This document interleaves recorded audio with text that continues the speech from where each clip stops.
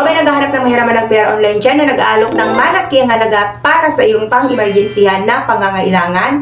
At ikaw din ba ay hirap na din na ma-approve sa mga legit at rehistradong OLA dahil sa iyong bad credit history? Aba guys, tamang-tama itong video ay babahagi ko nga po sa inyo dahil ito nga po guys na top 5 na legit na online loan application dyan sa Google Play Store ay tumatanggap po guys ng mga aplikante kahit na may mga bad credit history. At kagandahan pa nga guys, dahil buo mo na ma-receive ang iyong nahiram na pera dito, low interest din po sila.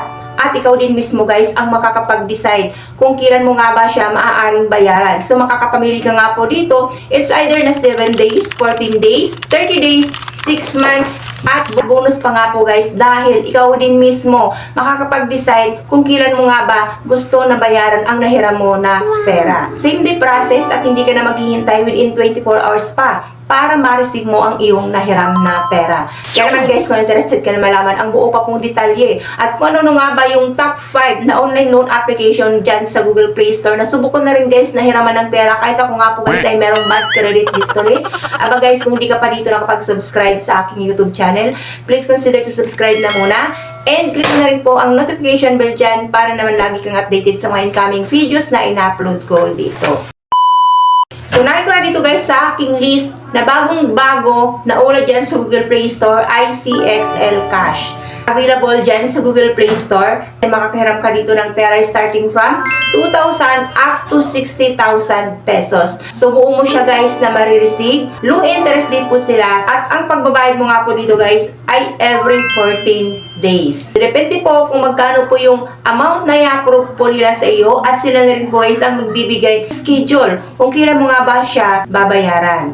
Minutes lang po ang antay mo dito at pasok na kaagad sa iyong GCash account yung nahiram mo na pera. Second guys dito ay si Cashalo. So dito naman po guys sa Cashalo, marami na po nag-prove dito. Buo mo pong ma-receive ang na-loan mo na pera at within 14 days guys yung pagbabayad dito. And dito guys kay Cashalo ay single payment lang po siya. So if ever nga po guys na ma-approve ka ng 1,000, kailangan mo rin po guys na ibalik yan within 14 days din. Isang bayaran lang po ito, isang bagsakan. So, hindi po sila dito nag-offer pa ng installment sa ngayon.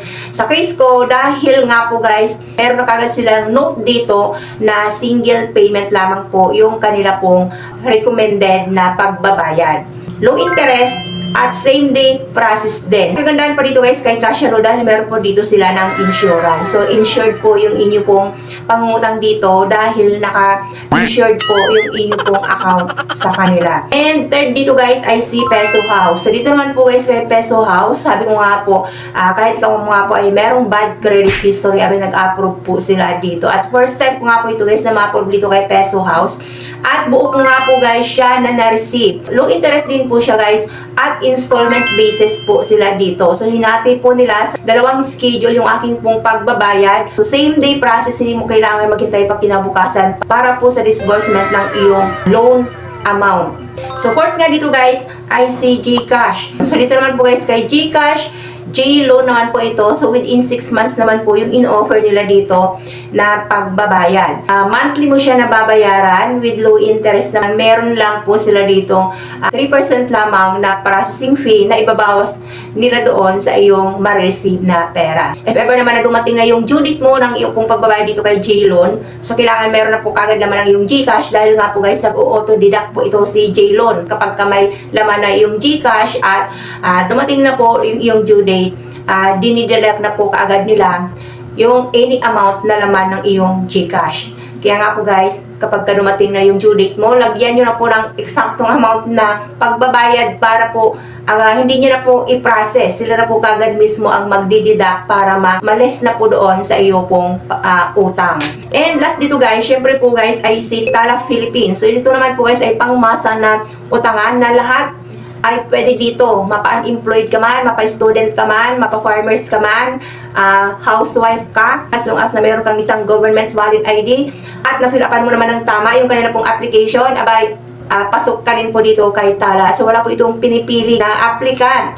Magandahan naman dito guys kay Tala dahil nga po ikaw mismo ang magdi-decide kung kailan mo nga po siya babayaran. It's either na umabot pa yan ng 1 buwan, 2 buwan. But syempre nga po guys, the more na mahaba po yung repayment na pipiliin mo, the more naman po na lalaki po yung interest mo. Kaya na mas maganda dito kay Tala, bayaran mo siya kaagad ng within 14 days lang. So, huwag mo nang pamuti ng 1 month dahil medyo malaki na po yun.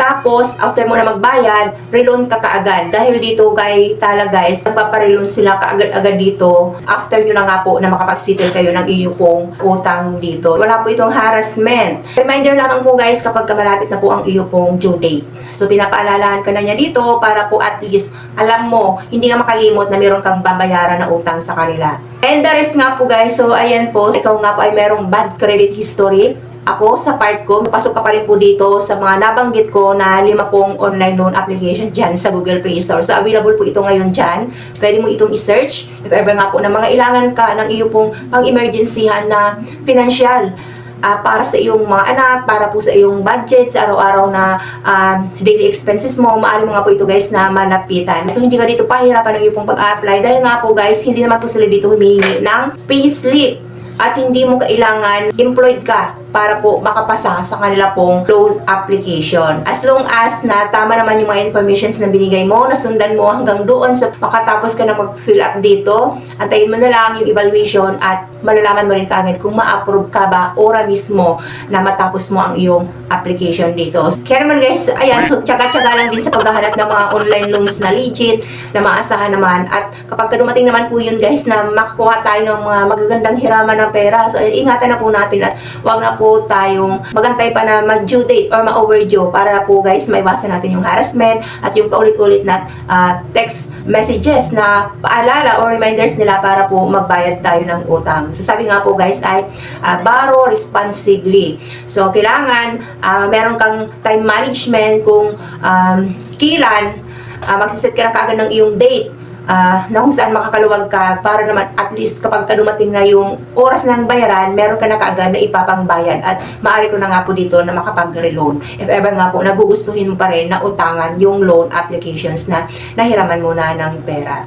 So ayan guys, so sana po at least nakatulong sa inyo yung video na ito. Ayan, so pwede mo nga po itong itry. Kung gusto po nga po guys na matry out dahil ako po mismo, nasubukan ko na po ito at legit at safe naman po sila nahiraman ng pera. So and guys, so marami pong salamat. Kung nagustuhan mo naman ang video na ito, please consider to subscribe naman dito sa aking YouTube channel.